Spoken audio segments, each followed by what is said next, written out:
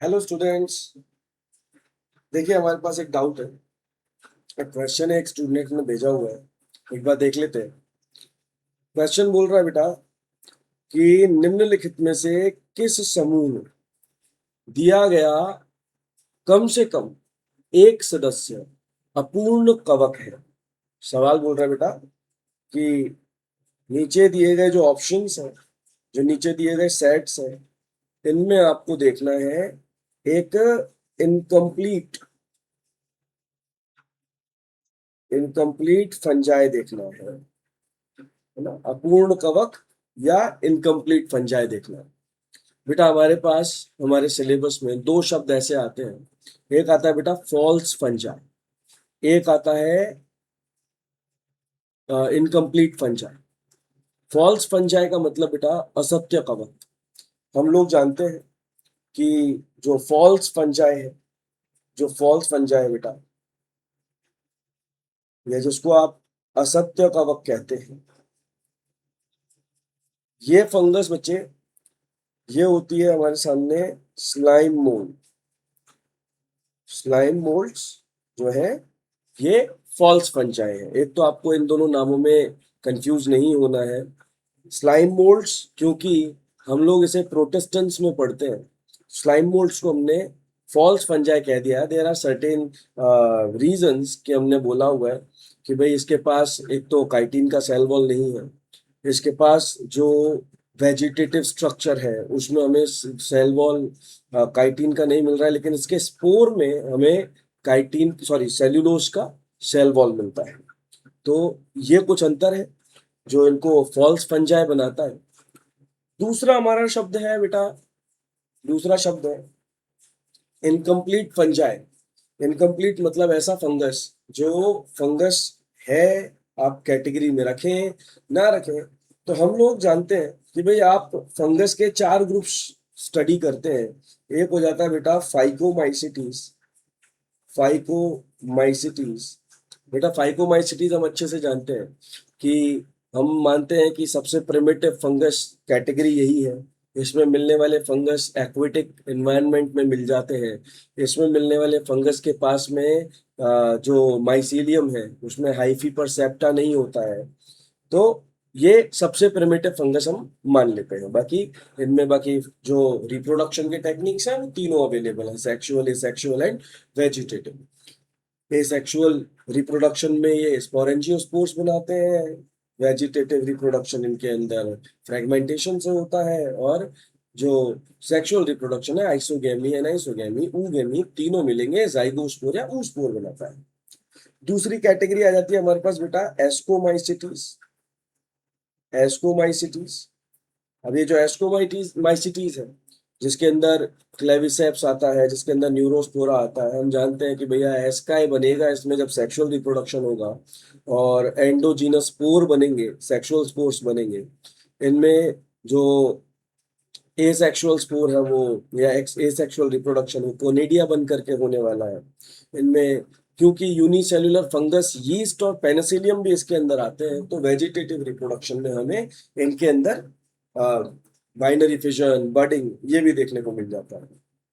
तो third category is बेटा basidiomycetes. Basidiomycetes नाम रख सकते हैं भैया। फाइकोमाइसिटीज को आपने ओल्डेस्ट फंगस या प्रिमिटिव फंगस बोल दिया, एस्कोमाइसिटीज को आप सेक फंजाई बोल दे रहे हो, बेसिडियोमाइसिटीज को आप क्लब फंजाई बोल देते हो फॉर सर्टेन रीजंस। या हम इसको ब्रैकेट या पफ बॉल्स, ये भी इनके अंदर पढ़ते हैं कि भाई इनके अंदर एक्सोजीनस सेक्सुअल स्पोर्स बनते हैं, बेसिडियम के ऊपर बनते हैं। हर रिप्रोडक्शन में 4 स्पोर बेसिडियम के ऊपर बनते हुए दिखेंगे। इनमें डोलियोपोर सेप्टम में जाते हैं। ये जो कैटेगरी है इसमें हम एगेरिकस जैसे मशरूम्स को काउंट करते हैं। इसके अंदर अस्ट्रेलागो, इसके अंदर हम लोग पक्सिनिया को काउंट करते हैं बेटा, ये है। And the fourth category is deuteromycetes. Deuteromycetes, now this fourth category deuteromycetes बेटा, ये अकेली ऐसी कैटेगरी है जिसमें हमें इनका वेजिटेशन या वेजिटेटिव स्टेट हमें पता है, जिनका हमें एसेक्सुअल स्टेट हमें पता है।